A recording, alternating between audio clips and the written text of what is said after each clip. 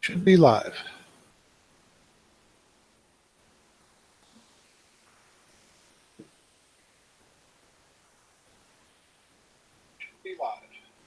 All right. So I turned the sound off there. People in the chat, good evening. Give us a thumbs up if you can hear, okay? Hear us. All right, we get a confirm on that. That's good. So we've been online here just for a couple of minutes, and I think we're done already. We've already discussed the whole thing, so I think we'll just sign off. So with me tonight, I have two surveyors with me.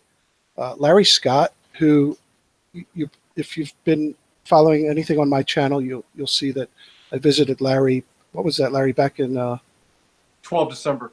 Yeah, in December, and we did some measuring. We haven't even presented that stuff yet, so we're going to need to get to that. But I'm glad to have Larry on board tonight, and Jeff Grenier, the main surveyor, is with us. Yep. So the format's going to be like this.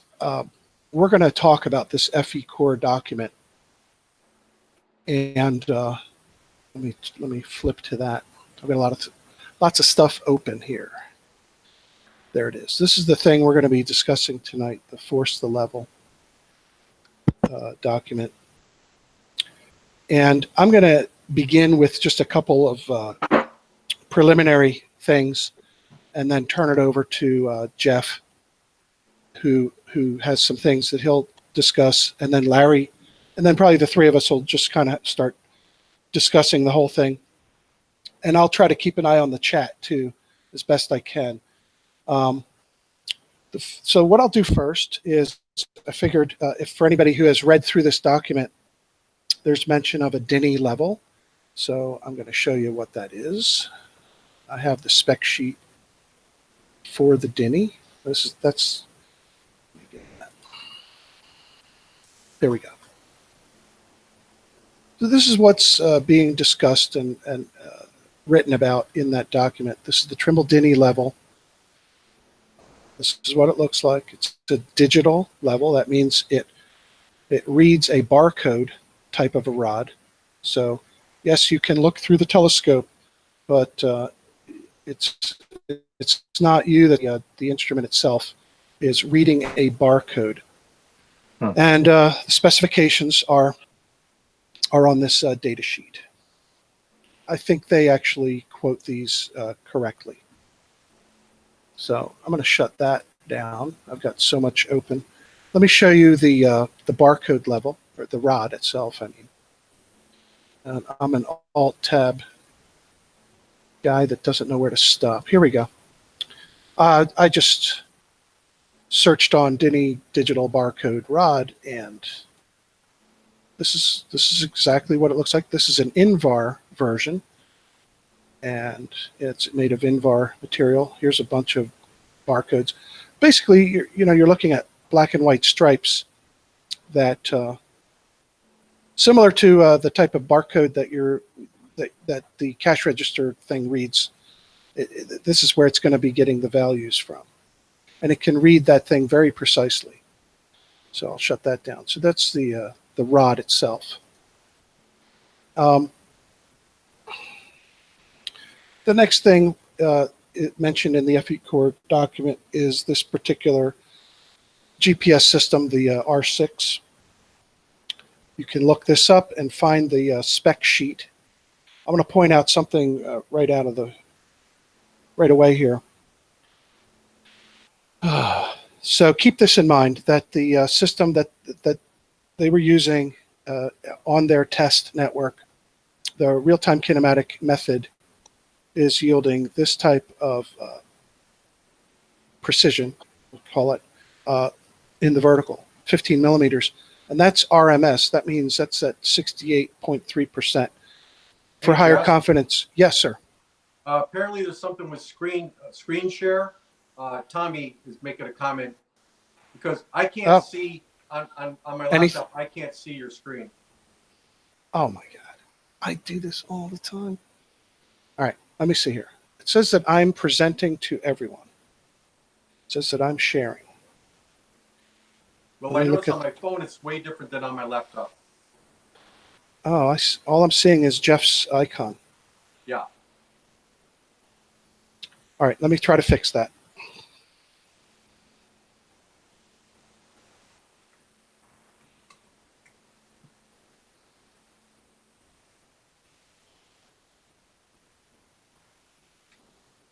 That should take care of it. Okay. Sorry, folks. I'll do that real quickly again. I got no change on my laptop. Still?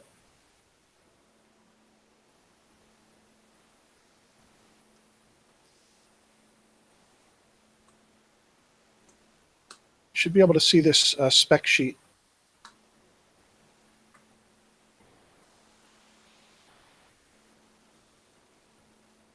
Yeah, I see it. Okay. There we go. Paul says good. Getting there, Tommy said. Yeah, I see it on the live. Okay. All right, I'll pull the spec sheet back up again. This is the GPS one. And I just want to jump to this real quick. This is the vertical. It's 15 millimeters at 1 sigma, let's call it. You'd have to double that for higher confidence. So you're talking about 30 millimeters. And they're making comparisons of RTK to leveling, which leveling beats RTK any day. So not sure what the point is there. Like I said, I'm going to go through the FECORE document a little bit. The first couple of things I'm going to point out are declarations, these broad statements, a lack of. This is stated several times.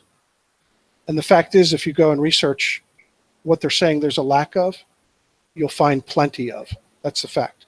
So I just want to point that out. These declarations that there's a lack of whatever, and they say this several times, it's not the case. So it might be more the case that they're unaware of it. They're saying here that they're introducing a new method, and it's really not new at all. This system that they're making use of is really just a test of a level. It's called a peg test.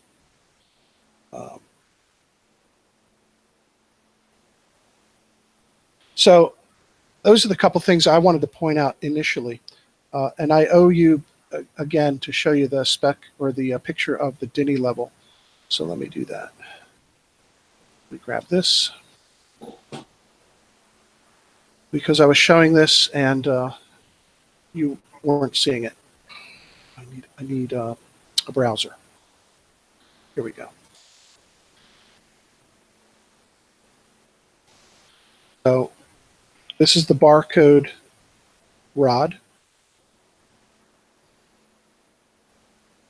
And again, all I did was search on Denny digital barcode rod if you are interested to see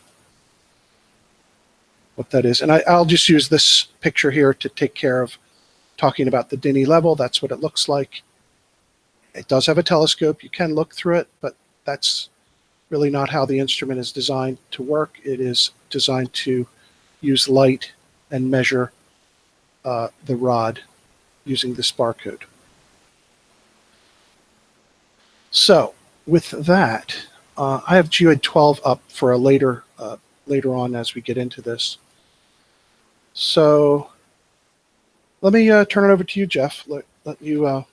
Do you want to share your screen, or do you want to? What do you want to do first? I don't really have anything to share at the moment, but okay. Screen wise, you can keep that FECORE thing up there. Okay. So I'm a surveyor up here in the great state of Maine. You might hear in some of my videos. And this, Jesse pointed out this FECORE force the level experiment, if you will, to me.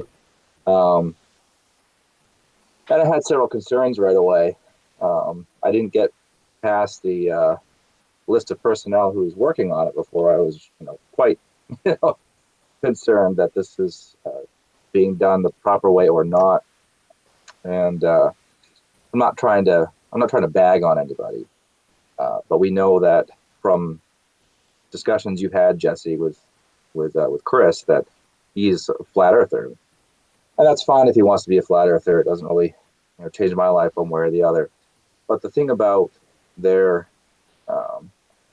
force the level test here is that they are talking about geopotential models, and I'm sure Larry can speak to this in much greater detail than I can, that gravity is a very important component of a geopotential model, and flat earthers typically don't even believe that gravity exists.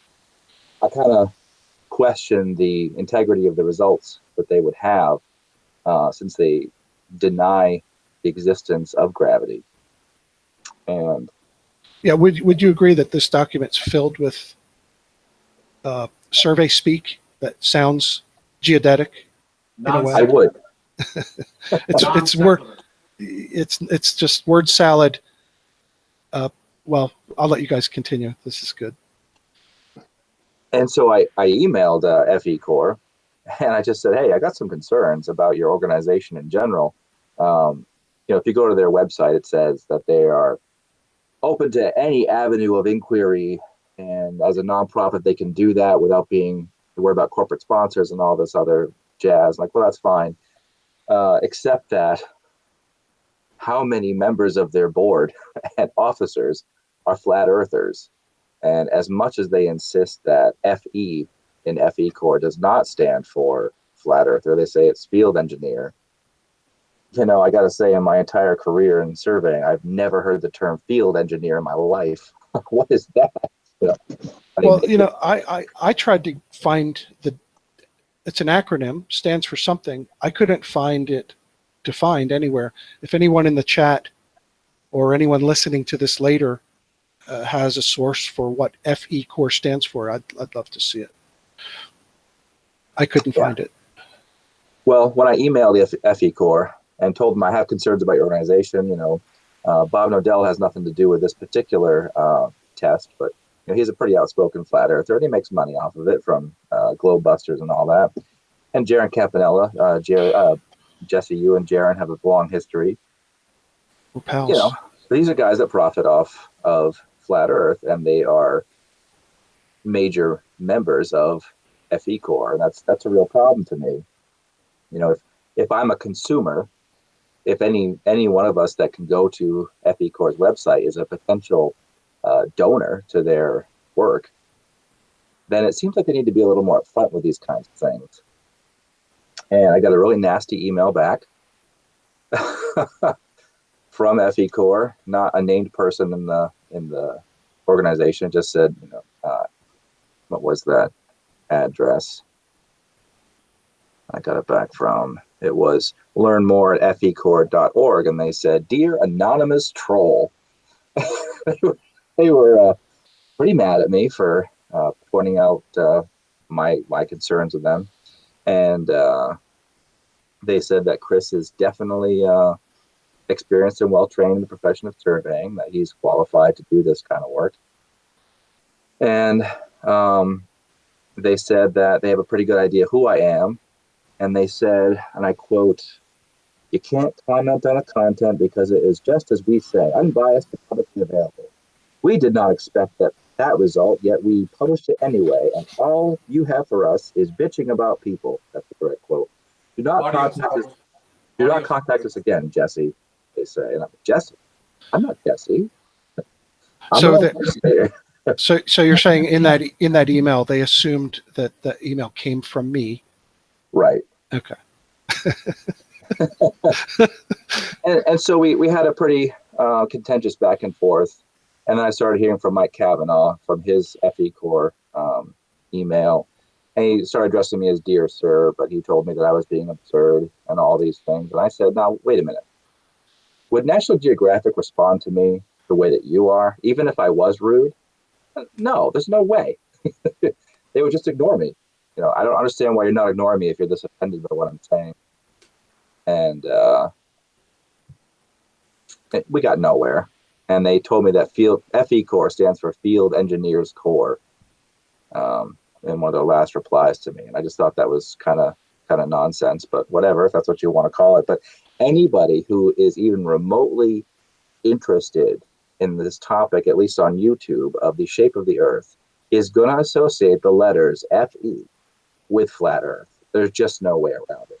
Well, how could they not when these guys are flat earthers? So, Exactly. But here's the interesting thing. As you read through this document, it admits to, orthometric, it admits to all manner of gravity measurements. So this thing is like, are they hiding behind this, or are they being real with this? Are you coming out and saying this is true? Or it's like, it's a smoke and mirrors. And my experience with Chris Van Matrie was smoke and mirrors. I was honest and open with him, and I gave him the benefit of the doubt in every way. But people say I was mistreating him. I thought I held back as much as possible. And I actually gave him the benefit of the doubt to the point that I was shocked at how much he doesn't know. So it took me a while to readjust to that. And so this document is filled with survey terminology that they're not here trying to refute in any way. Yeah. They're actually trying to find a better way of measuring it if you read through this. And so better, but they don't identify any of the problems with the existing model. That's what also bothers me. Right. And one more thing, if I just want to throw in, I don't want to take up too much go right time. ahead. No, go right ahead. Absolutely. The other problem that I have is in the comment section on their video on their YouTube channel for this particular forced level test. Right. Is one person you'll see on there should still be there. Gertrude Perkins says, "Hey, you're not supposed to just put these kinds of experiments on YouTube. You submit them to a publication like Nature." And FECORE says, "Well, actually, we are submitting to Nature. It takes several months." And I'm like, Nature? I was already muted on their channel. My comments are gone. Nature? They wouldn't know what to do with survey data. At the very least, they need to contact their regional geodetic advisor from the National Geodetic Survey for the Rocky Mountain area. That happens to be Pamela Frohman. And she's very easy to find. You just type in NGS Geodetic Advisor, and you're going to get their website that tells you who the advisors are across the United States. If you have a problem with a geoid or an ellipsoid or anything, these are the people you talk to first. I would think. Well, that's here's again, back when they did the Balaton level thing in Hungary, the first thing I did is make a video saying, hey, while you're there, be aware that there's geodetic control there. Why don't you tie to it as a matter of, obviously if you're trying to say that the Earth is flat, tie to these marks using your methods, and then show us the true values on the marks. In quotes, I'm saying. I mean, why wouldn't you make a comparison, a direct comparison? But they don't. They ignore that. And here, in this document, they show a test range out here. Later on in this hangout tonight, and we're going to go about an hour. We're going to try to keep it to an hour. We might talk about the actual test range. Do you have more you want to keep going here with? Any of these pages you want to look at specifically? Or can we bring Larry in now too? We can bring Larry in. Yep, absolutely. Yeah. Larry, where do you want to go with it? Well, all I know about this FECORE, how's the audio? Good? Yeah, you're good. All I know about this I'll check the chat. The only thing I know about this FECORE is what I've seen in this document. And the document is full of non sequitur. I mean, it's bizarre in just the language it uses. Taking it from even on page 3, lack of measuring, methods to measure geoid potentials. Now, I'm seeing a lot of stuff in the chat here about all distances are horizontal distances. Well, horizontal distances need a lot of qualifiers, right? And in my work, yes, when dealing with boundaries and stuff, yeah, you're dealing with horizontal distances. You're dealing with level distances across a property line. but if you're going to extend that citywide, statewide, yeah, now you are in the shape of the Earth. And so on here, they're talking about the geopotential. Hey, Larry, surface. real quick, maybe get a little closer to your phone. People are saying your voice is a bit low. That might help. And people So- in the chat, let me know if it improves. Okay, thanks. So geopotential, that's a highly geodetic scenario, which they said there's no way to measure geopotential. However, you could just get online and go buy a Lacoste-Romberg and go measure the geopotential. Now, obviously, nobody's going to go buy $250,000 instrument. So then there is calculation. There is calculation involved if you require geopotential. And that is required at the very highest level of geodesy. 99.9% of all land surveyors, geopotential is just not something we encounter. Engineers and oil exploration, yeah, they're into geopotential. And yeah, they're calculated values sometimes.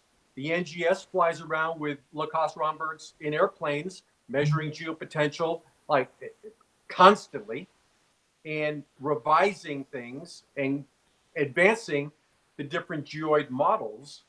And the geoid models, right, they were measured by somebody, but they say it's like it never was measured. They make a couple of very inflammatory comments, like the curvature of the Earth. Nobody can prove, or surveying institutions and instruments have never provided a method to prove the curvature of the Earth. Well, if you look up at the dimensions of the ellipsoid, You want me to go to that page? why not? That wiki? Why not? Yeah. Let's let me find that. I have it open for you. There's So the they Earth said, ellipsoid. Their comment that the curvature of the Earth cannot be verified or proven, or science has never provided a method for determining the curvature of the Earth. Now, if you look at this web page he's calling up, and if you look at all these different ellipsoids, go down a page. Down here. Right here we go. Yeah. There are many. It's been published initially since 1735. And Everest has one. Clark has a few. But they're only a few meters different. So the 3,959 mile approximate radius of the Earth has been measured by competing sources, and when dealing with orthometric, pre-electronic, pre-satellite, you end up with like the NGBD 29, North American Geodetic Vertical Datum of 29, Right. which involved the Clark 1866 ellipsoid, which was meant to be concomitant with sea level, and the ellipsoid were meant to be the same. So you didn't have an orthometric separation to the ellipsoid. But orthometric being what it is, Europe didn't fit the same, so there's a European datum. India, a little bit different. But now we're into GPS, and we use GPS. I know this RTK bullshit. I don't even know why they mention it. That is like your worst. That is like your worst fiberglass tape measure for measuring elevations. I mean, it's just inappropriate if they're talking about It's a good millimeter. Of course. Geoid modeling. That's done with. I mean, it's a good tool. It has its place, but for them to come out like as though they've discovered that, leveling beats RTK. Like, who doesn't know that? Right, well, RTK is like an end. It's like an end user. You come in with control. Control is done from precise leveling, and/or very long duration static observation, phase differential GPS to establish control. Right. And from the control, you can pick up topo with RTK. Sure. Yeah. That's Absolutely. exactly what it's built for. This is exactly what it's meant for. Yeah. And if you're doing, say a farm survey and you run around RTK, elevation is not that critical in farm surveys. So, a tenth here and a tenth there does not a survey break. The horizontal distances are still going to come out. The geodetic distances and the state plane grid distances are still going to come out. Let's talk about horizontal distances. I'm being trolled by this guy called Flat Earth Fisherman. Yeah. who nonstop berates me that I'm disingenuous and dishonest because I'm not saying that, it's all about the horizontal distances. And I asked him a simple question: horizontal distance at what elevation? Of course, he couldn't answer that. Okay, I- well, yeah, question, yeah, the but question but, of Fishman, the question of Fishman, if he's using a total station, does his total station record a slope distance, HI, HT, and elevations? that's what I tried to get across to him, and I actually asked him that. I mean, you're generally measuring slope distances with vertical angles. You have to reduce them to the horizontal. And I asked him, can you even do that? And of course he runs away. He doesn't want to actually talk about it. So it's troll behavior. It's not, there's no real conversation there. Yeah, so. I'm the parallel I'm making with everyone thinks horizontal distance is the only distance that exists is kind of like what happened in high school in 1973, 1972, 1975, when calculators first started to show up, and teachers said it would wreck math, and it did, because I'm running into adults today that cannot do long division without a calculator. They can't do it with pencil and paper. Same thing. They got a total station. Curvature and refraction is turned on, and they get a horizontal distance, and they get an elevation difference, and they say that they've never applied curvature. But the gun did that. Yeah. And every time someone says, "Oh, I use StarNet all the time," right? Oh, sure. And you get into StarNet, do you turn off? If you're using state plane, guess what? You are into curvature. In this document, they talk about in 100 square kilometers, curvature. It doesn't even matter. Well, that needs a caveat. It doesn't matter in the XY domain. True. In elevation, curvature applies to everything regardless of length. And in today's software world, in your total station or in your reduction software in your laptop, curvature is being applied. You Yes. have to be retarded to turn it off. Yep. And chances are you wouldn't even know where to turn it off because it's always on. Well, that's the video I made at least 3 years ago now. It had to be 2015 or early 2016 when Mark Sargent has on for the second time, which I called, he interviewed another plane surveyor, and they constantly are talking about no surveyors take curvature into consideration. And the question to ask is, well, what coordinate system are you on? And chances are these projects that they're working on are either on UTM or state plane coordinates, which, as you were getting to there, take the curvature into consideration and planarize the curve in that area so that you can use XY coordinates. Yeah, because right. If you're doing something citywide, and you're not going to give a bunch of land surveyors a bunch of latitude and longitudes. No, of course, yeah. You give them a grid system, which in the pre-electronic world, yes, that's exactly what you did do. You worked in the state plane, so that your scale factors were never greater than a part in 10,000, worst case. Right. But And this that is was not elevation factor. right. And back then you're measuring with a steel tape transit. Even with EDM, yeah, it doesn't matter. It's just that way, if you worked in the grid and paid attention to scale factors and used grid azimuths, you could get a latitude and longitude because you are working on the curve. By definition, if you're using the scale factors and have it adhered to state plane coordinates, which is why if you try to do a star shot, you have to get the convergence angle for that specific spot. Right. To be in the same. So then if you use star shot and a convergence angle, you just use curvature. Now, speaking of grid factors, this document is all about the vertical. Yet in a number of places, they start talking about grid ground and they start talking about horizontal planar projections. It has nothing to do with this vertical test that they're talking about. And I don't understand why I shouldn't even say that I don't understand. I'll say it this way, it makes zero sense for them to mix that even into this discussion. This whole thing about, and they actually made up their own projection. It's called the EGM 96. Here it is. The EGM 96 geoid projection. I mean, this right here is word salad.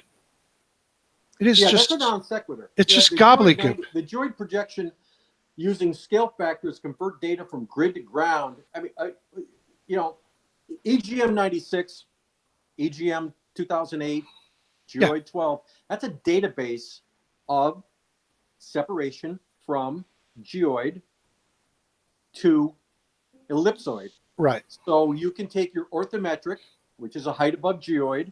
So you can take your slope distance and your elevations at your endpoints, project that onto the geoid, and then project that onto the ellipsoid. Yeah. But Larry, let's remember, you're actually making sense. Well, You're okay, actually, I'm just pointing. yeah, Okay, I'm not trying to. you're actually talking about what we do. This document doesn't do that, and that's what's just jaw dropping. You read this and you cannot make sense of it. Yeah, it's And maybe that, non-sequitur. and I think they're counting on that. You see, because they're appearing to be the science-y thing for flat Earth. And where's a flat earther that's going to read this and understand what they're saying?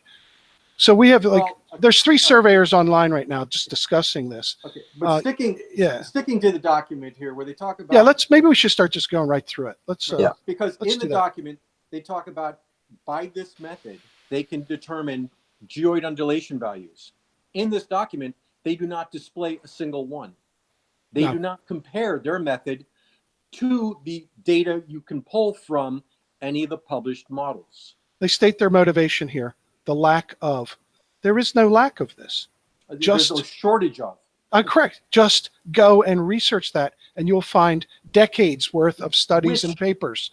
Which, by my reading of the document and trying to forensically, glean what they're talking about, what I find is I don't think they know what a projection is if they refer to EGM 96 as a map projection. Right, exactly. And I don't know if they know what a projection is if they say you don't need to use scale factors or formulae to take data between projections. Well, the projections have very basic, different fundamental definitions. So if you don't apply the proper math to go between them, then you're not going to go between them. And if they say that they've come up with a shortcut or a method which precludes all that, well, that's going to require a lot of demonstration. Now, this document, maybe it's a preliminary. They say it's test 1. They have tested 1,500 feet, and they gave a screenshot. So I looked up the coordinates. They're at like 5,000 feet elevation, 4996 or something. They use their differential levels. They're measuring 1.5 feet, 1.25 feet of height difference across 1,500 feet. And if you look at the geoid undulation values, it's not even a few millimeters. So the geoid in that location for 1,500 feet, in all practicality, is level. And by level, I mean parallel to geoid. Right. Parallel to ellipsoid. To the ellipsoid. Right, exactly. Yeah. So they talk about, of all the things they talk about, they don't display any of it. They don't display the numbers that they got. They don't say our determination of the geoid separation is 3957 but the EGM 96 is 4 meters different. Yeah, why they're using that. Why they're using EGM 96 is beyond me when you have Geoid 12B, which is, like magnitudes more refined. I looked it up. Yeah. I looked it up. There's only 7 centimeters of difference between Geoid 12B and EGM 96. In the absolute value or in the Geoid 12B is a much denser. Right. Yeah. In absolute value, it's 7 centimeters different. But in both cases, across 1,500 feet, in both cases, they show no significant change in geoid value. I see what you're saying. Okay, I haven't looked at that. So this was their motivation, and our motivation was to develop a solution using only surveying methods and equipment only. Well, okay. What else would you want to be using? To accurately measure the height of the orthometric and local geoid surface, geoid undulation, and gravitational anomalies. It's in 1,500 feet, the magnitude of gravitational anomalies would be in nanogals. But keep in mind, this is written by flat earthers. These I- are not flat earthers. They are flat earthers, and here's the way they're talking. I mean, it's smoke and mirrors. I And know. Okay. it's like, why aren't the flat earthers should be looking at this going, what do you All right. have you guys? Yeah. Sticking to the document and not trying to read their minds. What they Right. put on paper is they're looking for geopotential difference. Now, the unit of geopotential is milligauss. Yes, it's a gravity measurement. In 1,500 feet, there would be nanogals of difference in the potential on top of the 1.25 foot of difference that they measured. Now, acceleration due to gravity, gals, milligauss, right? They made no attempt to measure the gravity in either location, let alone the delta of that acceleration, which would be in the nanogals, picogals. I mean, It's only 1,500 feet. I don't know what they think the Earth is made of. Yeah. Hey, believe it or not, we're like just past halfway where it's 8:36. Let's start cruising through it and maybe highlighting some of the things that pop out at us. And I know we want to get to some of the graphs, and let's see where we go. Jeff, do you want to take a shot at some of this? Not take a shot. I don't mean it that way, but let's put it. Take your turn. We're not being hypercritical of this. We're actually, look, this is the FECORE group. They've presented this, and if we had 10 surveyors in the room, we'd all be kind of saying the same thing. If there are 20 surveyors online, we'd be reading this, pointing out the same thing. So go ahead. Well, actually, I'm just going to quote Larry from the other day when he said, well, the name of the experiment, force the level, is a problem right there. I've never had to force a level to do anything. Right. I don't know what they're trying to say there. Is that harkening back to Brian Mullen with his force the line thing? I really don't know. But it's an imaginary thing. Right, and this was the thing I tried to get across to Chris. I said, look, opinions aside and beliefs aside, let the measurements speak for themselves. Just, Exactly. I told him to do one simple little test, 1,000-foot long test. Well, now he has a test range. He could quite easily go out here and do the simple little test that would not take 1 hour of time to do. Do it and present the measurements, and let's see what the measurements have to say without forcing anything. Let the measurements speak for themselves. Now, again, in the document, they say long distances are not measured directly, but in smaller increments. Now, they didn't qualify what are they calling longer? I don't know.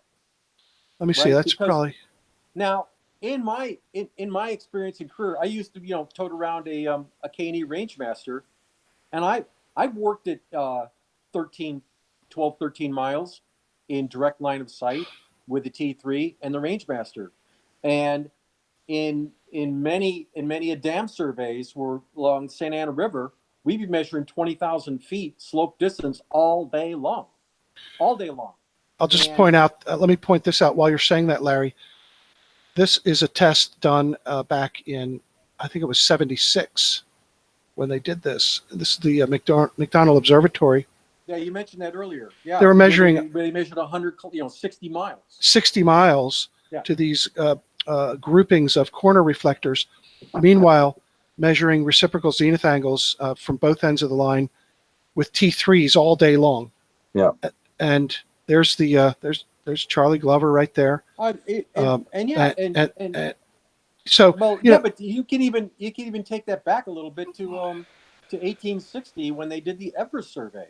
They had many 50, 60 mile, 100-mile observations of the mountain peaks, and when they came up with the elevation for Everest, that was by vertical angle only from 50, 80, 100 miles out. Yep. And the curvature and refraction themselves came up with an elevation which has been repeated and verified, give or take some few number of feet. I mean, Right. whoop-de-doo, 6 or 8 feet or something. But Yeah, yeah. surprisingly, and they've gone back with GPS. In the 50s, they went back with trig verticals, and they Yes. still they end up with basically the same number. But in 1860, they couldn't get very close to the mountain, and they were 100 miles away, and they got the same elevation. That was 1860. They had log tables. They had rooms full of, room full of people called calculators that were just, running forms and Right. and doing logs. And it was very, very, very difficult. And they were doing least square adjustment. But this is the thing: the flat earthers are boxed into a corner when they want to quote the elevations of mountains, and this is the big thing. I try to ask this question. I mean, Yeah. if you actually accept what we're being shown on maps for the elevations of these mountains and the distances between them and the distance from you to those mountains, if you're okay with that, then you also have to be okay with the method that was used to derive those values, back to the geodetic no. triangulation. So Now that's flat Earth. That's flat Earth in general. But Yeah. the FECORE document, right? Yeah, okay. Where they talk about long distances, they don't quantify Yeah, what where long did- distance is. let me find Now- that page. Page 12. Long distances. Now, you can look through 100 tech books and find 100 examples, right? So what we did back on 12 December, out of just the repetition of demonstration of our equipment, not to discover anything new, just to get a feel for how good is good. Yeah, Yeah. right. What Jesse and I did, we went out there, and on the Shenandoah Valley, we can see from the valley floor up to the ridge along the Appalachian Trail. We got a 12-mile clear shot. We made simultaneous reciprocal vertical angles, and we did use GPS, but the only part of GPS we utilized was the mark-to-mark distance. Yep. And we measured simultaneous reciprocal vertical angles, computed the refraction, computed the delta height from A to B, B to A, did all the math, came up with a delta orthometric height difference. Okay, that's great. One hand clapping. Let's look at what GPS said, and we were within like 1 or 2 centimeters of what 2 OPUS solutions gave us. Now, those OPUS solutions are going to be an ellipsoid height, Geoid 12B undulation factor applied, Right. and OPUS gave us a delta height. It's not in front of me. It's like 1,100 vertical feet.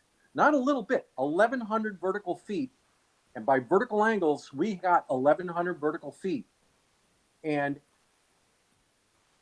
therefore the geoid model was good. The methodology is good. And that was 12 miles. It was like 17.8 kilometers.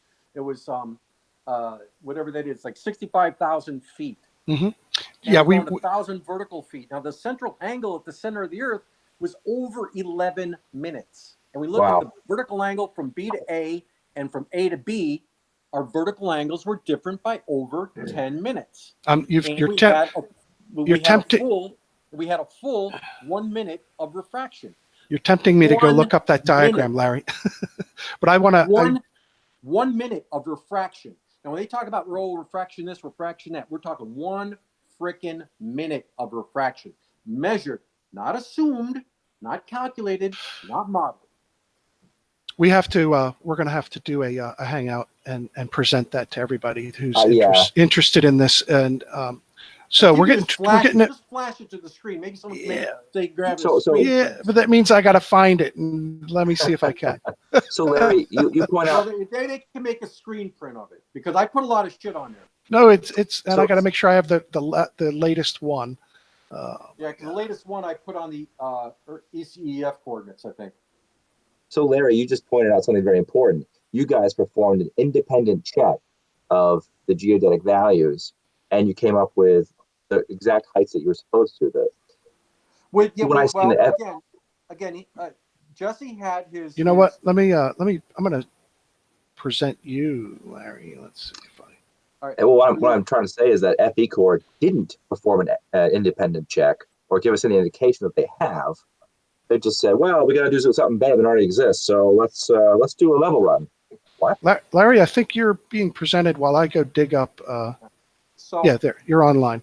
So okay. in the example that Jesse and I ran the other day was not to make new discoveries. It was just Right. to feel good about ourselves. He was using his Trimble R7, some $30,000 piece of equipment. S7. I had my 1955 T3. We measured simultaneous reciprocal vertical angles, and I did use some Ashtec Z12s and Opus solutions to get the distance and to check our work. And they were exceptionally close. Like I said, in the, under a decimeter. I mean, we're talking about, barely the height of a Bic lighter, not even a full Benson and Hedges. Right. So, and what the people in the chat need to know is that none of those things would work if the Earth were anything but what it is, a spherical object. Okay, flat is not a defendable hypothesis. It's dead Right. on the whiteboard. I mean, I think we're out of that. In this document, they make graphs of the curvature error. They make graphs of the curvature measurement. They're talking curvature. They're using satellite data. They're talking about the EGM96 datum, or the EGM96 Geoid database. Right? That is not a flat Earth document. Right. They are measuring undulation. Undulation is not a flat Earth piece of vocabulary. Once you use the word undulation, you're kind of committed. Yeah. Yeah. Smoke and mirrors. There's no other good reason for it. In no place do they divulge what their actual intent. Where they state their motivation, they do not state their motivation. It's deception. It's just, there's no other way to, look, you can't talk all this gravity talk in this document. It's filled with gravity talk. They actually talk about satellites in this document. Yeah. And now again, people say that, Carrie and I about the whole world runs on horizontal distances, and yet they want to talk about the importance of measuring geopotential. Now, as a surveyor, I've only ever worked with slope distance at the data collection level. Right. And horizontal distances can be displayed as an end product, right? I have never done geopotential because I come up with orthometric height, an ellipsoid height, and I did not take my Lacoste-Romberg up to the top.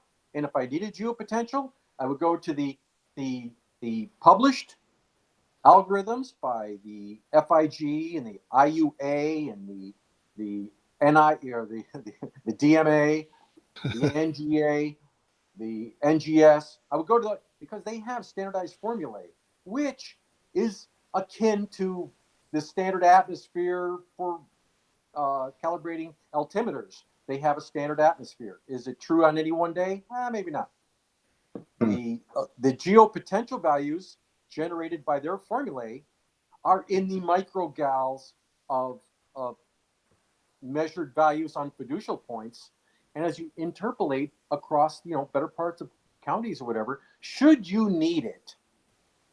And the only reason to be measuring geopotential is to enhance your geoid models. And the NGS did that and they published it. So I don't have a big need to do that. Yeah. I've never seen it done. And that these guys talk about, a lack of, it's never been done, and that they need it. Well, if they need geopotential, and they're talking about curvature error accumulations of a quarter foot or 1,500 foot in 1,500 feet, it's non sequitur. There it is, Larry. That's what's being forced. They're taking short back sights, long foresights, which is designed to do a peg test on the level to adjust the level, and they're using that to force 21. Okay. Go to page 21. Anybody can figure that shit out. Get right online and explain it to us. Boom. Right? They're showing the orange line as the geoid surface. Now, if you look at this scale, which is not called out, and therefore I'll assume feet, they're showing upwards of a tenth, 8 or 9 hundredths of this upward arc. Yet their blue lines are a downward arc. I don't know what caused them to make a mirror image of that. And guess what? The blue line actually kind of is like the ellipse, the geoid in that neighborhood, because the geoid in 1,500 feet has a 4/100th of a foot drop from tangent from the, I assume they, from the left side to the right side. I don't know if that's east or north or south, right? From the left to the right on this graph in 1,500 feet from a tangent, you do get 4/100ths of foot of curvature. And that middle line there, they've got like 5+ hundredths. Okay, we're talking. But what the hell's with that lower blue line, which is like over 2/10? Now, something's broken there. And then they have the orange line, which is like a mirror image, just inverted. And they say, look at that. The geoid is concave. Well, I think they showed that the geoid is not concave, and then they flipped it upside down. I'm not really sure. And if you look at their way they're handling their leveling data, like they have, when they use their balanced sites on their leveling data, they use the back sites as negative numbers. They have something fundamentally inverted in their head. And you're mind boggled, just like I get mind boggled at what they're doing and the way they talk about this stuff. To say it simply would be this: what would happen if you just did it the way the manual of the Denny level suggests you do it? What would happen if you just used standard? Let me finish this. If you would just use standard survey practice, what would it look like? Instead, you're showing us this alternate method of how to use this equipment, which actually produces inaccurate results, and that's what you're showing us. Well, I think what they're also trying to say is that the status quo of the science of geodesy is wrong, or fabricated, or just smoke and mirror. Yeah, but the smoke and mirrors is this document. Well, no, something's inverted, right? Without a doubt. But I'm saying if you went and ran correct leveling through these marks, if Chris were to set up he has an S6, and what is this thing, 1,500 feet? Yeah. If he measured reciprocal zenith angles at both ends of the line, morning and afternoon, he would get what I get. It would be that same thing. Now, why not just show us that and then explain it away somehow? However you want to, however you want to do it or try to do it. But if Chris is listening, and I'll drive out there. I mean, it's only like a 3-day drive from here. I'll drive out there, right? When are you going? I'm coming too. Well, but no, I'm going to Lake Michigan first. End of April. Here's the test for anybody in the chat. Here's the test. If you got a total station, here's the test. If you could find a mile that you can see end to end, right? Set up on A, look at B, record the elevation difference in your total station.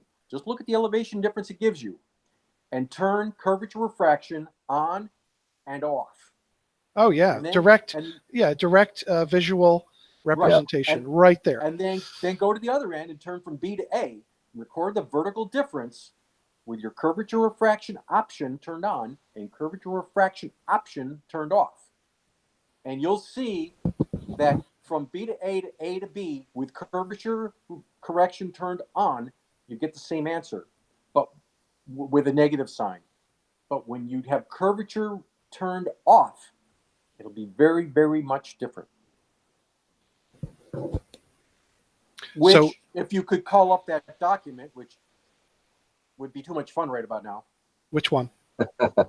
The cross section of our. No. I'm not going to tease people with that, and I don't want. No, that thing deserves its own. Okay. Yeah, I want to see you guys do that, but itself. We have to do it soon. I had to get Lake Pontchartrain out of the way first. I understand that.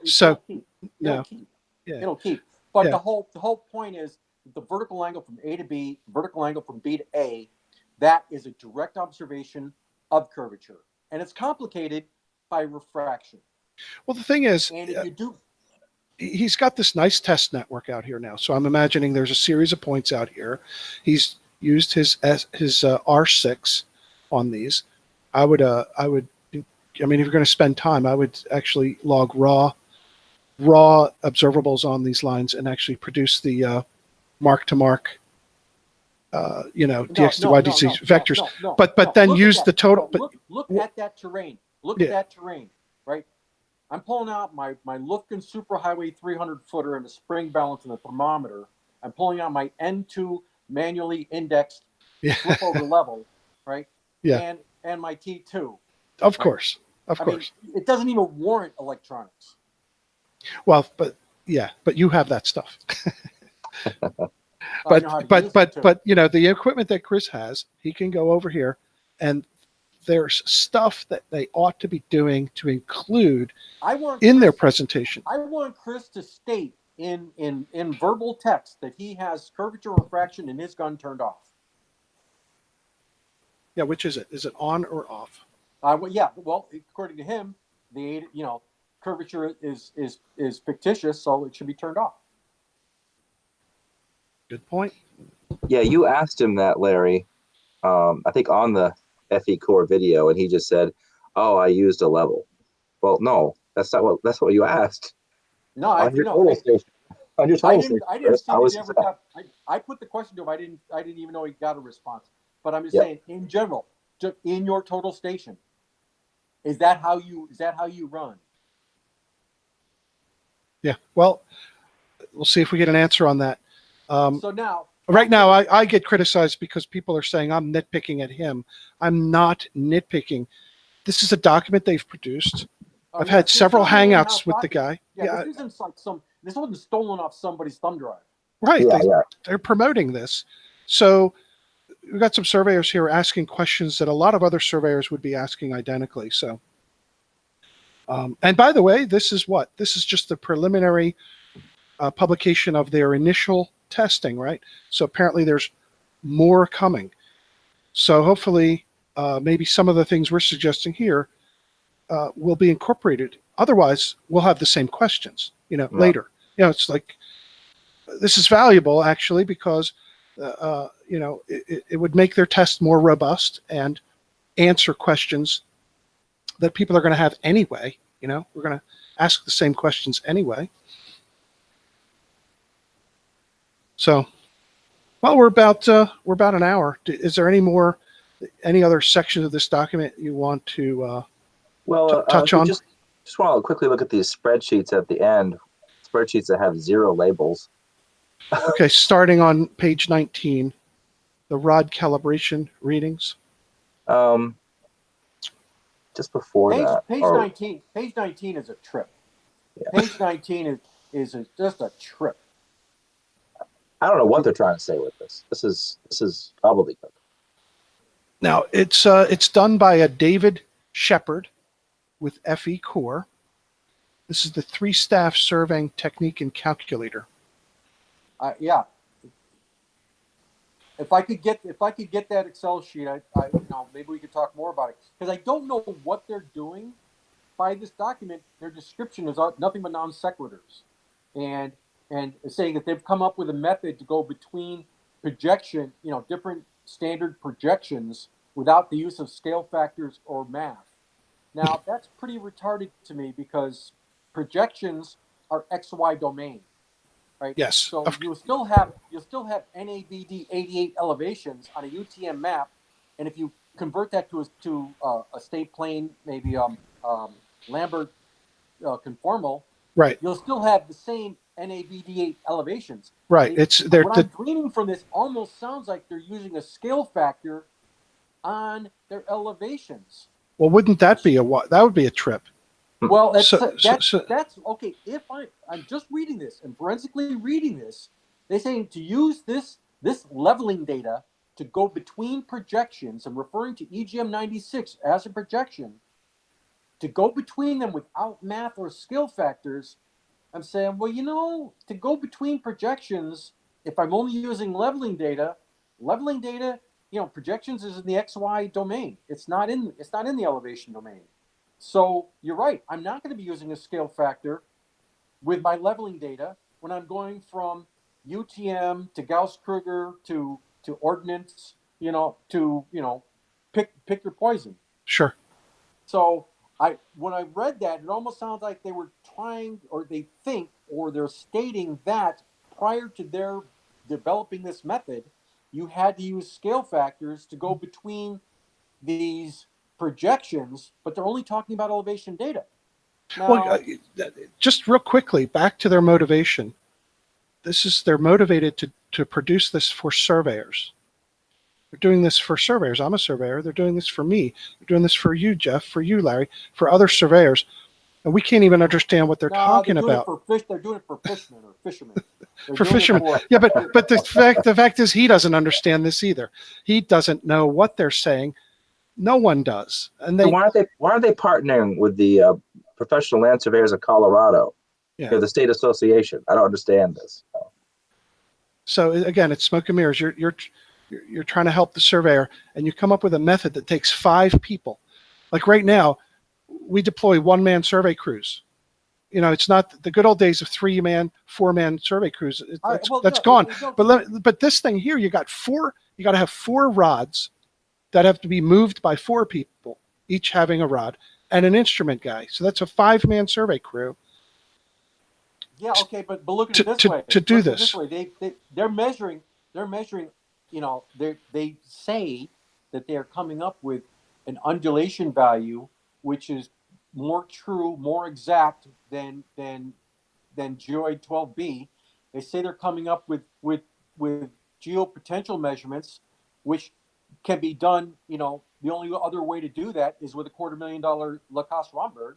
So I suppose you could bring you could suffer this if you were doing like a baseline, you know, on 2 or 3 different portions of a large area project, and then use this as your tip and tilt model across your project. I have no problem with putting 5 guys on a quarter-mile baseline measurement, which can service a project. Yeah. Because I'll be done with this. This looks like an hour's worth of work, and then okay, guys, break off, and you go, you know, do all your individual layout and target collection and all that shit. Yeah. And maybe they're developing their little piece of in-house model where they can force the line between 2 or 3 of these arrays on a project. Again, though, you're talking about. I'm not fighting them that they made it harder. They're gleaning shit that's like, according to them, there's no other method even in the world to acquire. And that's not the case. You'd have 4 INVAR rods deployed here. These are not inexpensive. You'd have to have them. I could suffer that if there was no other method. I could suffer that. Yeah. I could suffer that if this were 1982, and all I have is my Texas Instrument 1000 sitting in the back of my Bronco, and that's like the only GPS receiver in the fucking state. Yeah, I could go get 4 INVAR rods and 5 guys if it would help. I'm on the page here, 22, discussing refraction, and I noticed that Walter Bislin was definitely drawn to this and made some commentary that their model is actually upside down. Well, yeah, because they said light bends upward. Well, things appear higher because the light bends down. Because from the instrument, you're looking at the tangent to that curve. Yeah. And which is up into space, and that image came from a place lower because that's the path of the light, which is modeled for, you've got to go out and measure it. And we measured it. It's called simultaneous reciprocal vertical angle. Yep. In which case, refraction becomes a measured value, and you're not looking in a table. You're not running a formula. You're not picking 0.075 times the central angle of the Earth, which fits great, by the way. Fits absolutely perfectly fine, because in my neighborhood here, Jesse and I just did this, I came up with 0.085. And if I'm looking in an older textbook where they list a lot of values, it spans from 06 to 09. And you're right in there. Yeah. And they're talking about, and that becomes kind of a constant for your piece of terrain. And since then, I've gone out and picked off a lot of vertical angles to my radio antenna, which is 11 to 12 miles away. And I'm always hitting for like 5 or 10 centimeters, one-sided, using a modeled refraction. So I'm getting a pretty freaking good orthometric height of something 12 miles away with vertical angles by myself. Yeah, we definitely need to set up but a time for that. And to caveat that, I'm using the elevation from Opus, which is an ellipsoid plus a geoid. So, Which again, is working quite well. They've come up with this method, introduces this new method, as so they think they're inventing something. something needs to be replaced, but you haven't shown us where there's a flaw or Well, something wrong with what we are currently doing as standard practice in surveying all around the world. Where's the problem? Show us the problem, and then show us the need for the improvement, and then show us how you have improved it. That Right. hasn't happened in this. There's no flow like that. And Right. there's no, let's go to the very last page. There's no bibliography. There's no, in every study done, I wanted to show some of the refraction studies done in the last 10, 20 years. There's footnotes and there's previous studies done, and they cite those. We're always standing on the shoulders of others. We're going to look at what they've done, and then if you see a way of improving something, you make that effort. But you do it. You have to contrast what you're doing to what was done previously. This doesn't do that at all. Well, because it just makes the blatant statement. They say they have a method. They say they have a method for measuring undulation. What value did they get? Just flat out, what value did they get, and how did that contrast to the published Geoid models? They didn't do that. No, they did not. So if they say they've done something to which there is no previous method, although there are published values, which they admit, EGM 96, and they say it's crude or approximate or half bullshit, and they can do a much better job. Well, what value did they get? How are they going to get away with this among their flat Earth community? They are talking about satellite navigation. It's like you're speaking out of both sides of your mouth. The guy comes online and says he doesn't think there's satellites, that GPS is all done from cell towers. Then they put their name on this document and they're talking about satellite-based positioning systems. Right. They're recognizing the existence of satellites, which they deny in other places. I question their integrity and their ability to have unbiased results with these kinds. Well, you know what's going to be next? You know what's going to be next? Because we have the known radius of 6,300 kilometer radius of the Earth. Right. Take 20. Polar and equator. They're going to come up with like 800, 900 million kilometers. They're going to come up with something curved, but so fucking flat. Yeah. Maybe that's where it's heading. But listen to this sentence and try to actually see if this sentence makes any sense. Okay, so until now, real-time kinematic positioning satellite navigation technique is used to enhance the precision of position data derived from satellite-based positioning systems. What? I mean, I can't even make sense of that. No, maybe flat Earth fishermen can. Hey, flat Earth fishermen, what's he talking about here? Well, because actually, what enhances the geoid models like EGM 96 onto the EGM 2008 are the core sites, the 24/7 365 sites that have been online since 1990. Yes. Yeah.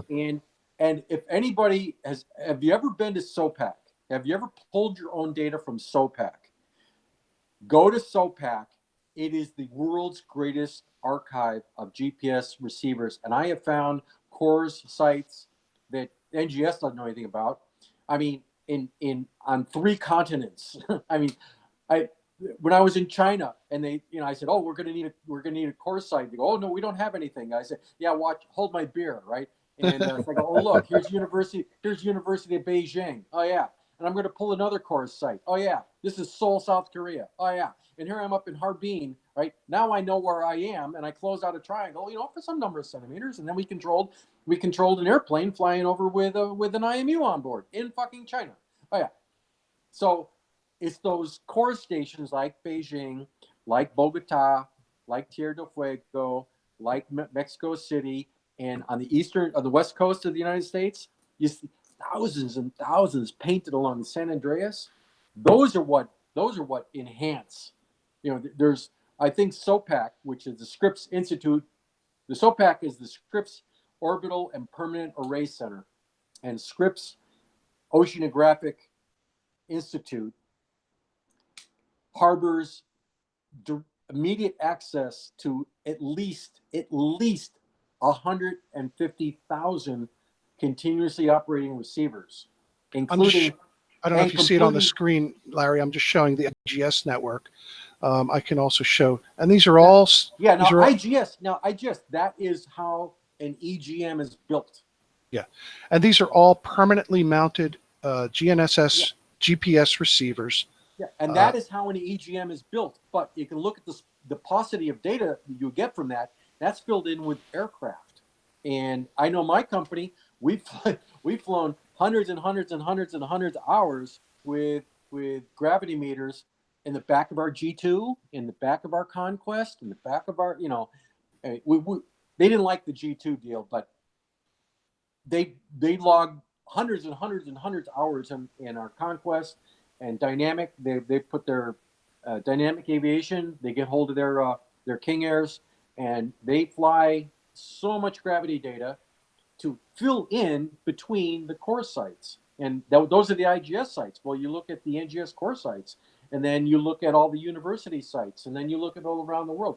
IGS, that's just like, they're coming up with orbits. But when you look to build on geoids, you got much denser data. Yeah, I'll look up SOPAC too. I was looking up SOPAC, UNAVCO. I mean, that's where I used to pull my precise orbits would be called CODE, CODE, which is Center for Orbital Determination Europe, which was at University of Bern, Switzerland. But then I would go to SOPAC, and they would mirror it. So yeah, SOPAC, one-stop shopping. You get your rapid, your ultra precise, you get your Flynn orbits. I mean, you can get all sorts of. However, that is how ellipsoid heights. You got to go to that level of data, not RTK, to get control points that you could actually determine an undulation value of significance, and then run between those control points with your levels and your balanced sites and your procedure. And then you get an orthometric height difference, you have your geoid height difference, and you have your geoid separations. It don't get more simpler than that, nor more accurate. Yeah, SOPAC, there you go, man. And that's just, you just put some qualifiers on, because you're looking at probably 5 or 8, 10,000 receivers there. Wow. I find receivers all over the place. We're flying an airborne job, and somebody was crying that they couldn't find a core site, except for one about 80 miles away or something in Mobile, Alabama. And I said, that's funny. I found 3 on the project. No, you'll find a plethora of data there, and you can pull it, and you can run your own vector baselines, and you can tie it in. You can pull that and an NGS core site, and your own receiver. You can run around with one receiver these days, and just like you had 100, because you can access the other 99 online. So I don't do kinematic. I only do static. And Opus, in my neighborhood, Opus is never more than 20 kilometers away. So. Yep. So. We're a quarter after. You want to go back to the document and kind of maybe like wrap it up and. Yeah. Sure. Because back in the document, in brief, they talk about, there is no method to measure these height potentials. There is no method to verify or prove the curvature of the Earth. EGM 96 is somehow turned into a projection. They say that a couple of times in here. But they're running between projections. They say they can eliminate the need for scale factors to go between projections, completely defying the definition of a projection, which to me demonstrates they don't know what it is, and or they're trying to apply scale factors to orthometric heights in a projection. So there's something very, very bizarre here. They talk about, the undulation values being so, synthetic and approximate in EGM 96, although why not use EGM 2008 or Geoid 12B? I don't know. Why not? Let me ask you a question, Larry. What the heck is raw orthometric data? Orthometric isn't raw. No. is derived from dynamic heights. You know, this is a gravity-based application. Oh my So- god. Okay, Yeah. you know what I call raw orthometric data? My field notes. Okay. All right. And once I go through and do the pluses and minuses, I get orthometric heights. Maybe they should publish their sheet. They keep referring to their This- calculation okay, sheet. If they would publish Yeah. or put it out there so we can look at it, then we could see what they're actually doing. Yeah. Okay.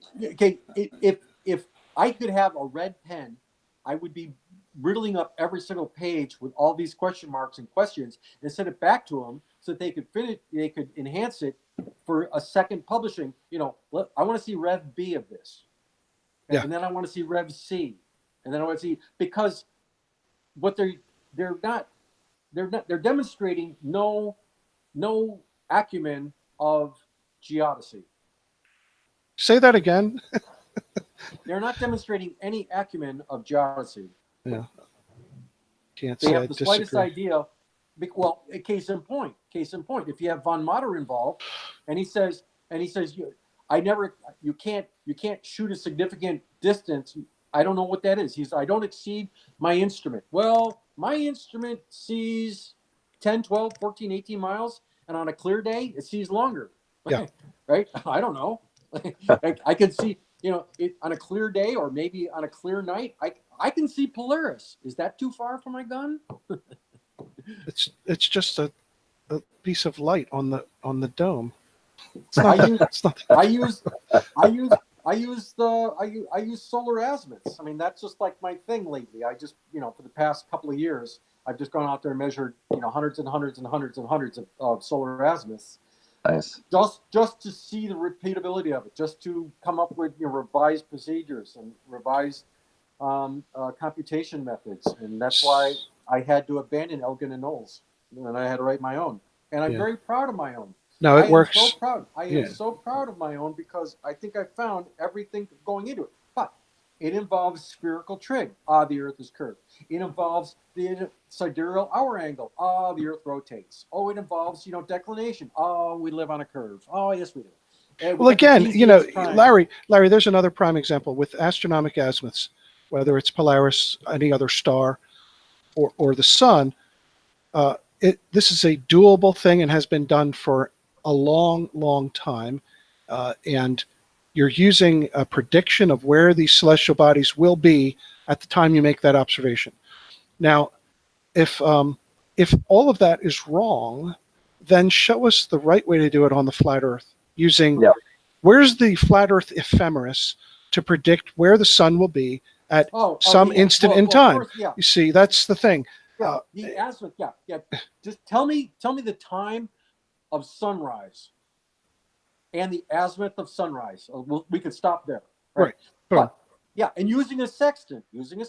Okay, we can navigate the Earth with a sextant, right? Well, obviously, Dubai or Jerin or something says, oh no, that's all perspective because the Polaris is only 3,500 miles up. Well, obviously that doesn't work. Obviously it doesn't match observation. It's not on the Earth upon which we tread. So they make this statement. There's a couple times where they talk about percentages, but in order to understand that percentage, you've got to have the values that are being compared. We don't get that. That comes up absolutely nowhere. Yeah, it's just silly. I mean, it's flat is not even a tenable hypothesis. Never has been. So they describe, trust your eyes, trust your senses, but they can't see a sunset. So I'm looking at this document. It's so poorly annotated. It's non sequiturs. It's contradictory. It's bizarro. So I didn't see any. Now it could, I have no reason to discount page new procedures, new methods, new technologies. Well, of course, I think page 31 is hinting. This is where the hint is. They're starting to hint. This method is the most accurate orthometric height measurement of the geopotential surface. this method can also be used to correct the geoid undulation data. So they're implying that the geoid that we're using needs to be corrected. They have found a method that reveals the problem, And yet and they and did they're not, and they're yet- and they're going to and they- straighten it out for us. They're going to and they did not show any comparison no. of, Yeah. of how they improved geoid undulation measurement on this site. Now, it just as a closing note, let's go to page 17, because page 17 is kind of interesting because the caption.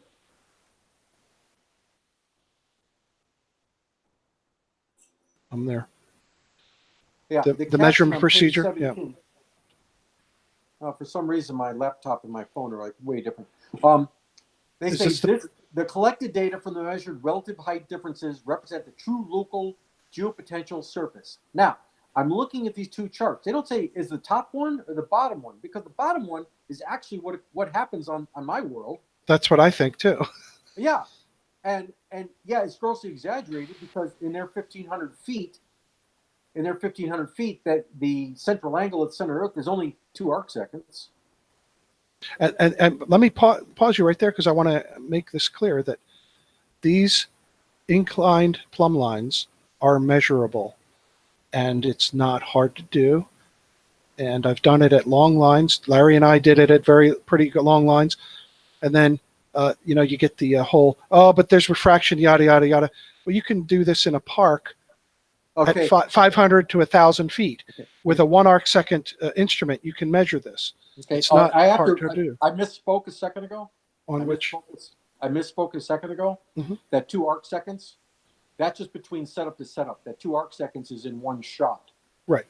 The total 1,500 feet represents like 12 seconds or something. Yes, that's what I've found. Oh yeah. I just want. Yeah, I said yeah. the 2 arc seconds, but that's Mm. shot to shot.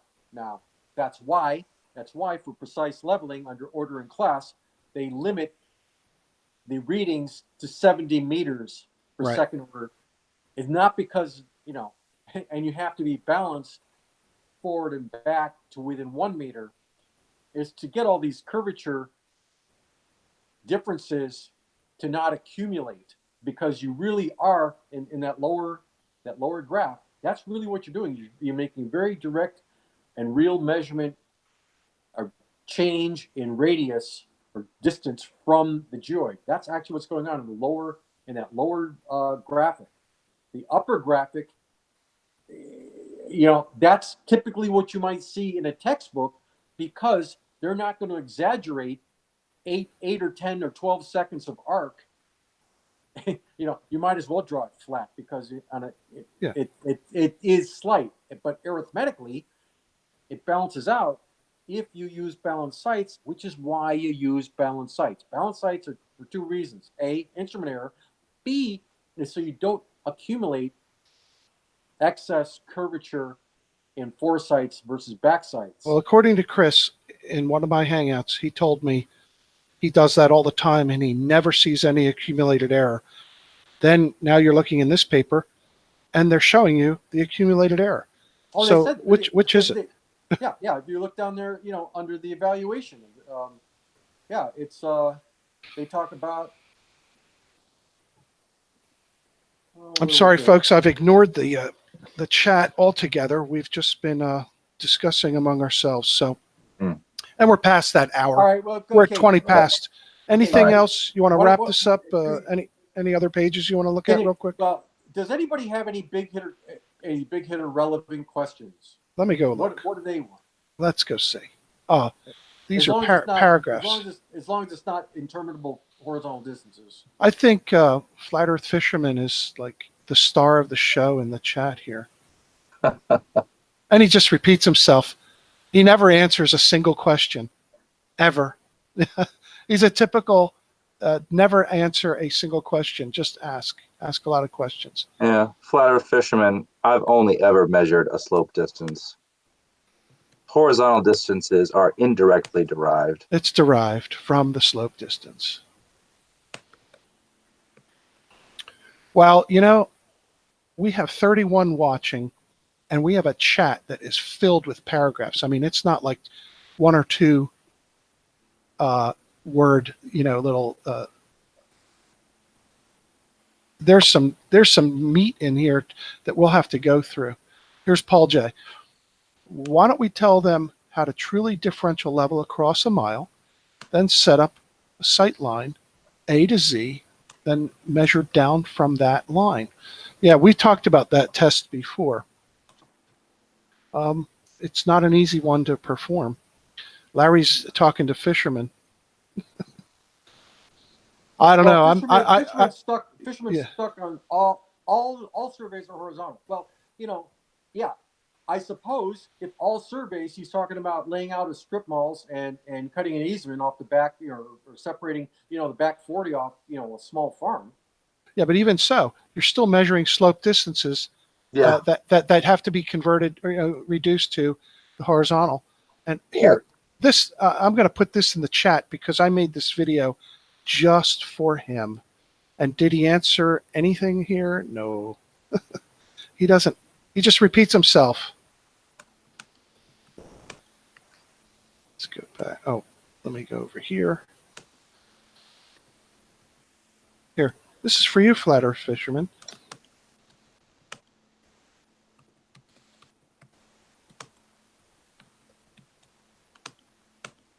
I hear you typing away.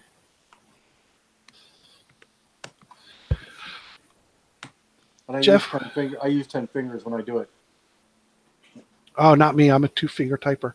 Jeff, what do you anything left for you here with this document? I've got nothing left. I've actually got a jet. Okay, man. Thanks for coming on tonight. Hey, do you want to say anything about your new idea for your channel?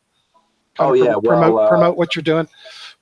I'm just rethinking my channel. It's called The Main Surveyor, formerly Just a Maniac. I'm going to talk about surveying issues. Tell you what, have you made that change on your channel yet? The channel name has been changed to The Main Surveyor. That's correct. All right, let me go find you.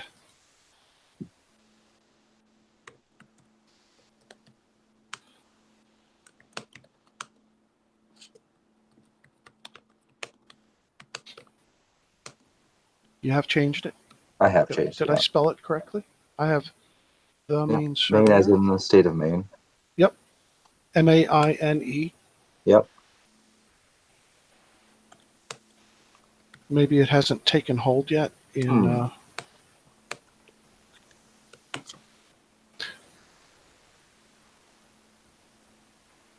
we'll keep an eye out for it. I wanted to kind of promote that and show it to people. If you typed in Just a Maniac, it would still come up, but let me try. Sure. And that was all together, just. Yep, with no space. Yeah.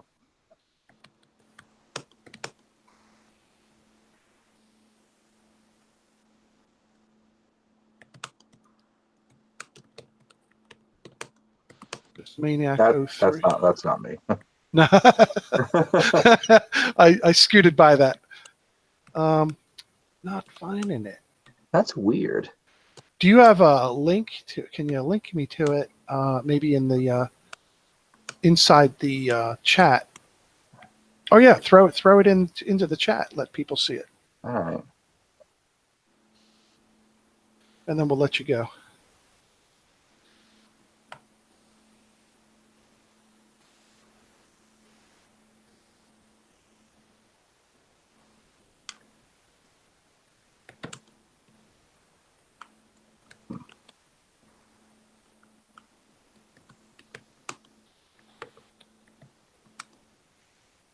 Larry, you'll really impress me if you can get through to Flat Earth Fisherman.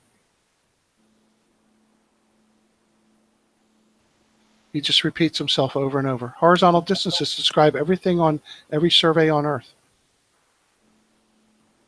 Well, what's useful for the end user, Yeah, the homeowner is not going to be able to say, oh, okay, I'm going to do a slope distance, blah, blah, blah. Well, it's not even the homeowner, but recording of parcels for land ownership, that's a completely different branch of survey, which, yes, you go out there with your GPS equipment, you get all your state plane coordinates, or you get all your geodetic, distances, and then you're going to produce a boundary map.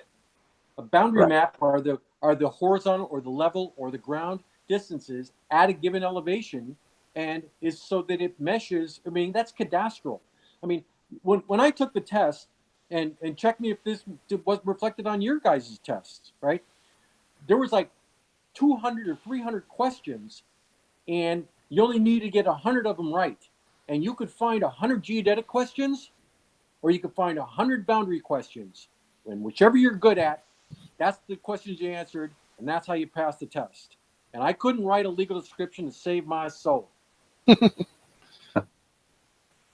and I've had other and some of my first major GPS projects was working for at my company was working for other companies, and I'd have their surveyor on the phone, their one of their licenses on the phone, talking to me, asking me how to get it controlled, how to make a city grid, and I said, well, let me tell you, right? He's licensed and I'm licensed, right? But he stayed inside his expertise, and when it came to a geodetic network that was going to be turned into a local city grid, he stayed in his lane and he reached across into my lane, and I produced the coordinate system for another licensed land surveyor. He knew that's he a didn't know valuable, how. yeah, that's a valuable story, because this helps people understand why so many, why they resort to saying, oh, surveyors never compute anything. They don't compute the curve. They never calculate anything on the curve. Well, yeah. And I've made this point for years now, a couple of years since doing this whole flat earth thing, is that, yeah, there's a lot of surveyors who do not get involved in that end of it, but that doesn't mean that Right. Others are not. And in their total station, it's doing it for them in the background, and they don't even know it. Yeah, that's Yeah. true. Yeah. So here's your page, the main surveyor. It looks beautiful. Thanks. Nice. You got some good content up here already, and but I'm just really looking forward to coming up, and we're going to do that Albaruni. Fantastic. In fact, maybe we'll do a hangout, in advance of it, like to actually discuss it, like a pre-planning type of a hangout to talk about where we'll do this, how we're going to do it, yada yada. It'll be fun. Sounds good, Jesse. I appreciate it. So thanks for coming in here tonight. Yep. We'll let you get going. Thank you. We did all right. It's hard to stay to that hour. We're at an hour and a half. So that's fine. That's fine. Yeah. Larry, nice to meet you. Nice talking to you. Talk to you later. Yep. All right. See ya. See ya. All right. What's left? Did you want the other tab I had open was the Universal Transverse Mercator tab? Oh yeah, well it's just right in that first opening preamble where it describes it as a 2D domain. Right. Which that's when they were carrying on about going between projections with only using an auto level and precluding all sorts of scale factors and math. Yeah. I go, you've used only the Z component in a projection, and projections are XY domain. So what the hell? Yeah. So I'll wrap it up by saying this. Okay, we may come across highly critical of this document, but if they're onto something, they should be able to withstand the criticism or take it as a way of sharpening it up, improving it, because again, we're three surveyors that came online just to kind of go through the thing, and it's clear it's lacking a lot. I would go further than that and just say it's actually they're not being truthful. Let's face it. I mean, like FECORE, you're all flat earthers, and then you write this scientific-y sounding document using surveying terminology, all salad, what do you keep calling them, non sequiturs, just paragraphs of saying nothing. But what flat earther fan of flat earth core or FECORE, those fans don't know the difference. I mean, they're not going to know. They're going to be happy that there's some science taking place to prove that the earth is flat, because that's where this is going. This first release of this document, it concludes making a statement that there's corrections that need to happen, but you haven't shown us where the flaw is. Show us where the flaw is, first of all. Where's the flaw? I mean, all we're seeing as surveyors is things getting better and better, more refined over time. the geoid model being improved, and with the next datum adjustment coming in 2020, it's just going to be even better. I mean, you know, I don't know what else to say about it. You're in the chat, aren't you? Yeah. Yeah.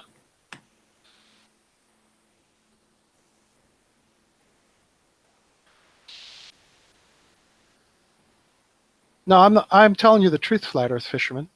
You don't know what kind of maps I've made. He keeps saying this. I've never made a map. He has no idea what I've done. None. He's just saying these things. This guy should be like, he's just trolling.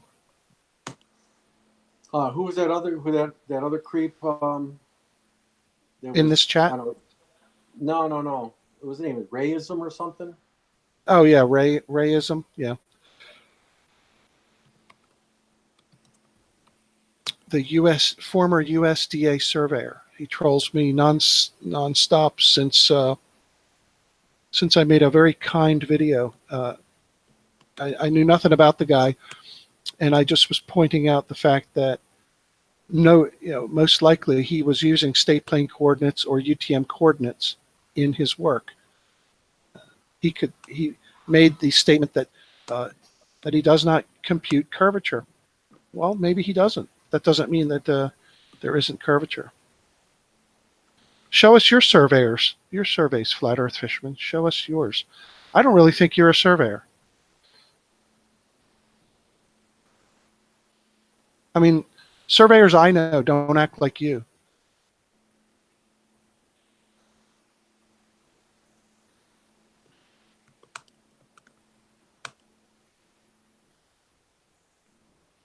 Hey, Flat Earth Fisherman, I made a video for you.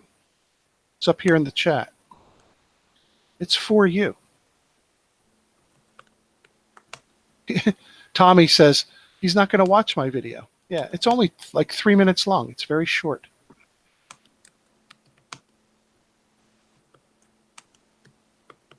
That's right.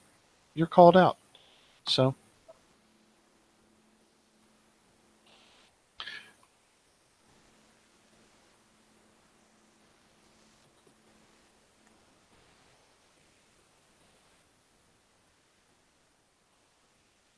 I'm just reading chat now.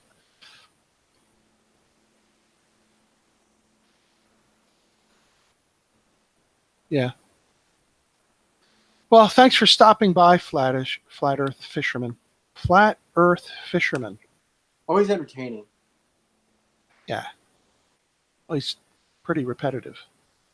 I answer his questions. He's a bot. Then he acts like I haven't answered his question. I ask him a question. He acts like he was not even asked the question. He does not engage in a conversation.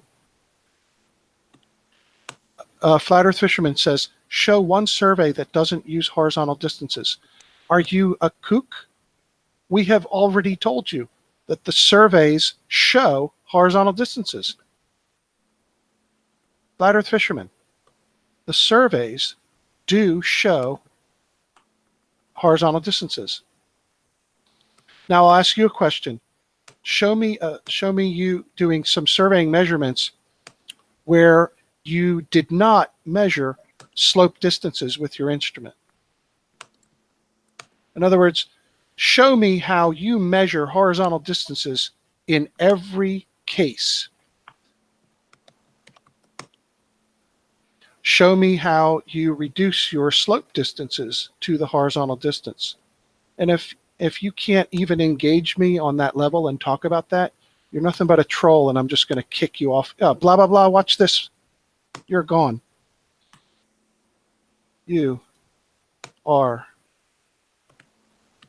Too soon. Too soon. Huh? Too soon? Okay. Larry says keep you around for a second.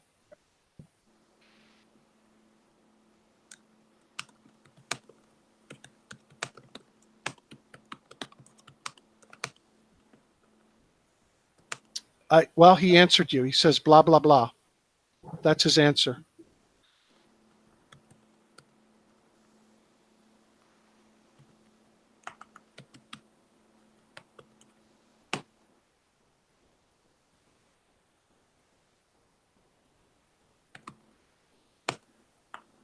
All right, we're giving him too much attention. He loves it.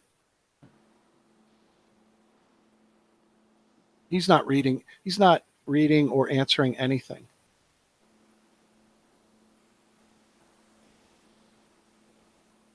Okay, now he's stating the obvious.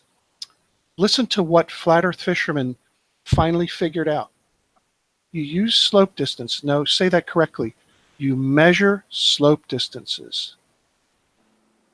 And then you say to get horizontal distances. No, you reduce your slope distance to the horizontal distance, and then you use the horizontal distances on your maps. Very good, flat earth fisherman, very good. That's correct. As long as they're short. Well, right now he just surveys little blocks. You know, he doesn't. Yeah. I don't think he's ever surveyed more than, I don't know, 800 feet or something. But look at that. He actually came back with an answer that almost, you know, was correct. I had to change it a little bit.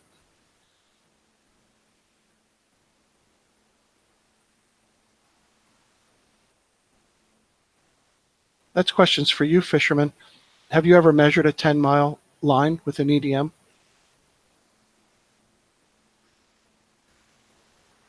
I just asked that, didn't I? No, I read it. I read your question. I'm reading the chat. Neon Joe 529 says, you think after you measured the curve of the bridge, that would be enough? I know. If evidence could convince these flat earth guys, they would already think the earth was round. Yeah, I know. Yes, yes, flat earth fishermen. We draw the maps flat. Yes. Maps are flat. The earth is not. Yes. Finally, you're finally beginning to understand. Now, so it's never too late. People can always learn, and here tonight, Flat Earth Fisherman has learned.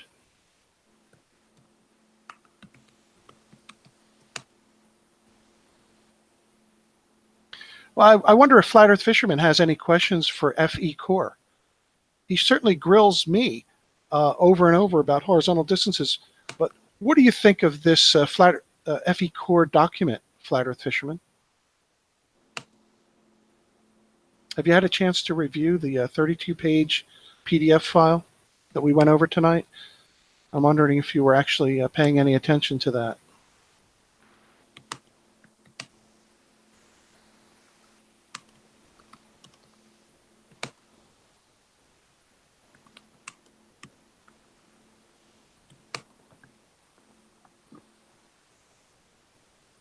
Now he's calling me an idiot. That's not very nice. I'm getting rid of this guy. I'm sick of him. You're not a very nice person. He's gone. Okay. I don't know. Oh, I'm gonna add him. Update slow. I didn't see that. I'm gonna add him as a moderator. Put him in timeout. Flat Earth Fisherman, you're going into timeout.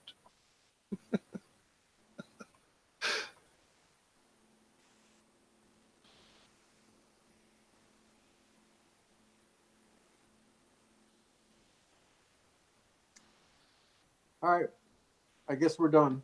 We are. It was fun. So let's see what the last thing here is. My Number- YouTube is like stuck. Number There it cruncher. is.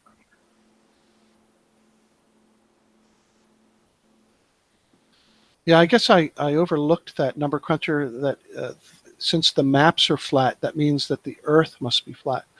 It's just that simple.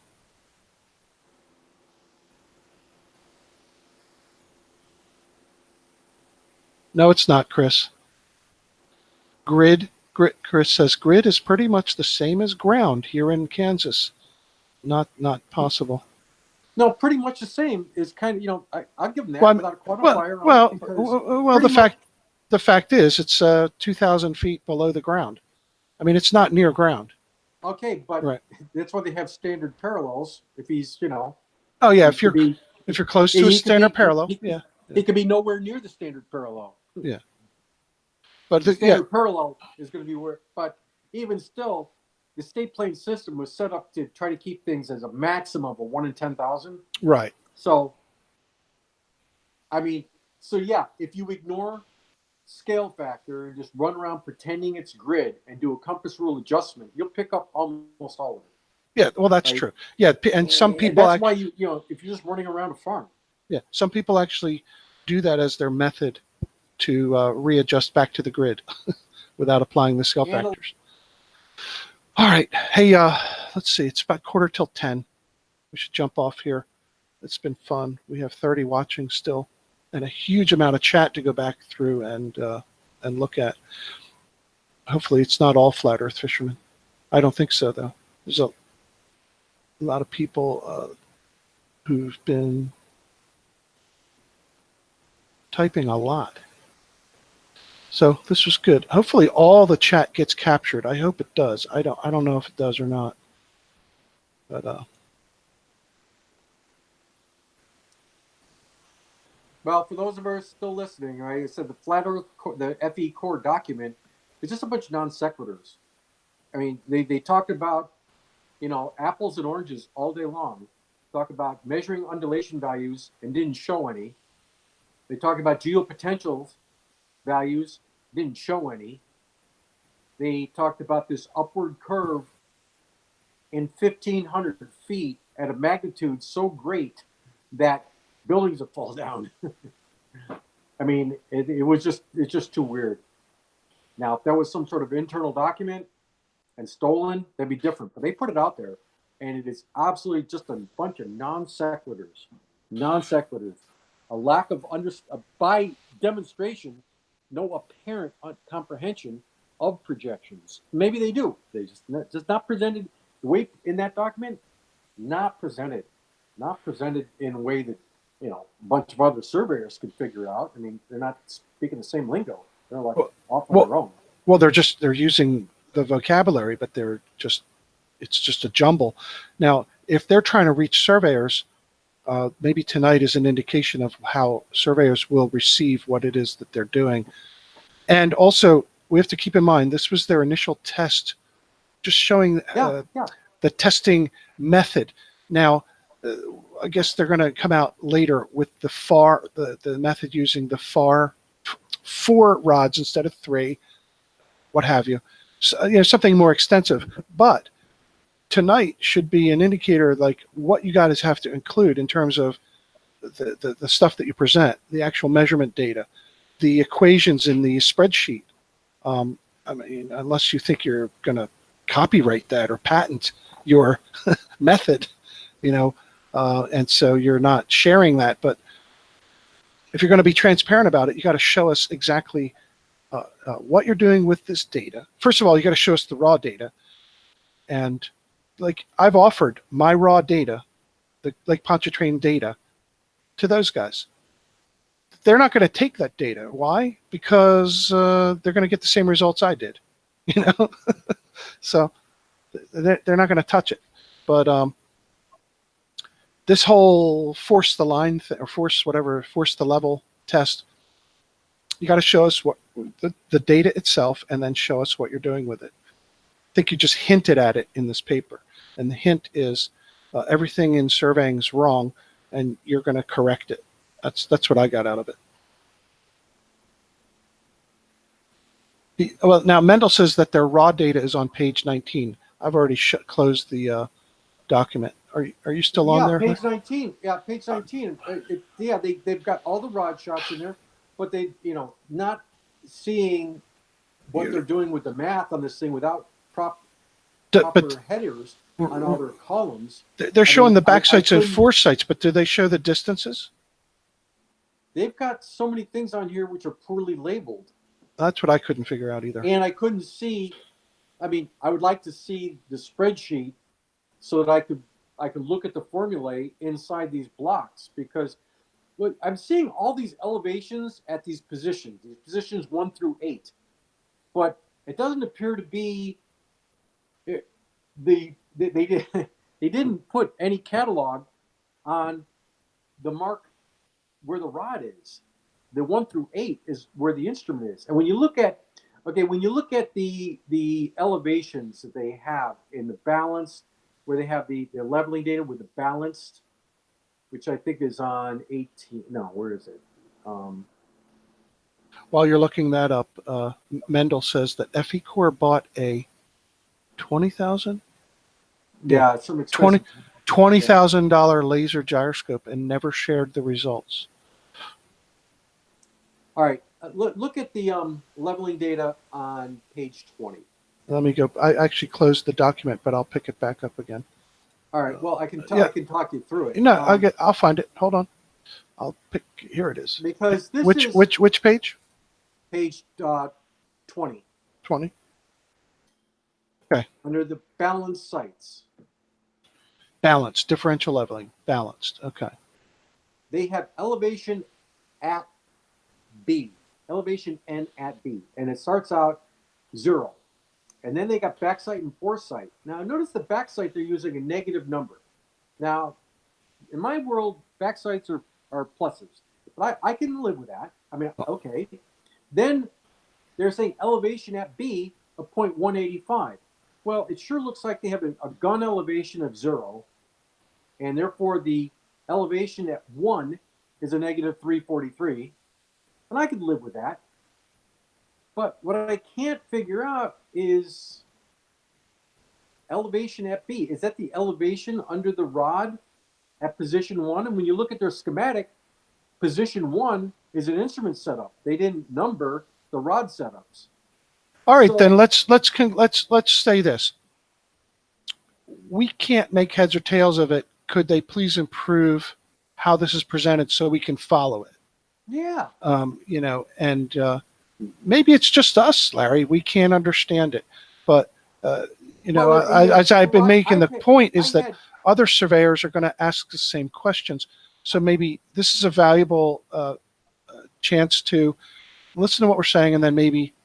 Yeah, because I'm looking at the balanced sites, and you can see, he ran levels out, so I have elevation differences. Those are orthometric heights. Done. Just right there, which says differential leveling, balanced. The whole survey is done right there. 8 turns. 8 turns out, 8 turns back. 16 turns. Done. Balanced sites.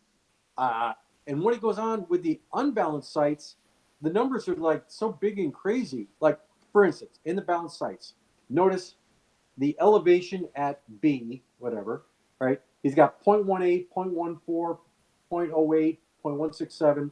And then when you look at the return run, it's a complete mirror image down to just a couple thousandths. All right. Balanced level run, 1,500 feet out, 1,500, half a mile levels. Good. No big deal. But then he's got the unbalanced sites, and you look at the elevation at C, and you see it starts out 0, 182, 139, 096, and if you compare that to the balanced sites, you see they're getting kind of crazy. Yeah. And then when you look at the return run, they don't mirror image the forward run, but the balanced sites do. So what he's proved here is balanced sites are the only way to get accurate data. I don't know why they did unbalanced sites. I don't know. And then you've got all these funky ass the angles, tangent of angle that the measure line is away from force line. I need a better graphic of one rod shot. And his graphic there on wherever that was, page 17. I mean, just barely hints at what's going on. And then he's got another graphic that makes the graphic on page 16 makes no sense to me because there the gun never was at position 1. And he moves from position 1 to position 4. So I'm not really sure if the position 1, 2, 3, 4, 5, all of them are the balance sites, and the position 2, 4, 6, and 8 are unbalanced sites where he's reading across an array of rods. Not really clear on these things. Me neither.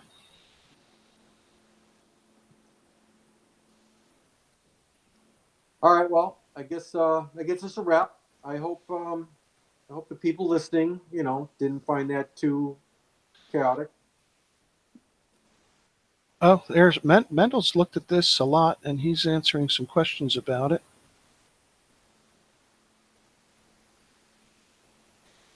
And his last comment is that they wanted to figure refraction with the unbalanced sites somehow. Maybe, but I don't think they stated that clearly.